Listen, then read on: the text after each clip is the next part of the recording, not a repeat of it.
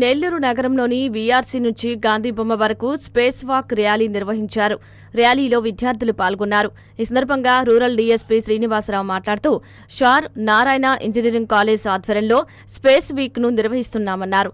పర్యావరణానికి సంబంధించి శాటిలైట్ ద్వారా ఎక్కడెక్కడ డీఫారెస్ట్ జరుగుతుందనేది తెలుసుకోవచ్చని అన్నారు.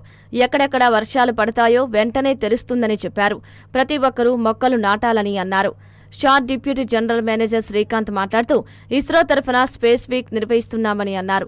ప్రస్తుతం తుఫాన్లు, సైక్లోన్లు ఎక్కువగా వస్తున్నాయని అన్నారు. ప్రజలకు అవగాహన కల్పించడానికే ఈ కార్యక్రమం నిర్వహిస్తున్నామని చెప్పారు. Narayana engineering college director Dattatreya Sharma మాట్లాడుతూ శాస్త్రవేత్తల శక్తి సామర్థ్యాలకు ఇస్రో తార్కాణమని అన్నారు. ఈ వారాన్ని స్పేస్ వీక్ గా మనం నిర్వహిస్తున్నామని చెప్పారు. నారాయణ ఇంజనీరింగ్ కాలేజీలో సైన్స్ అండ్ టెక్నాలజీపై ఎగ్జిబిషన్ ఏర్పాటు చేశారని అన్నారు. పర్యావరణ సమతుల్యాన్ని పాటించకపోవడం వల్ల వివిధ దేశాల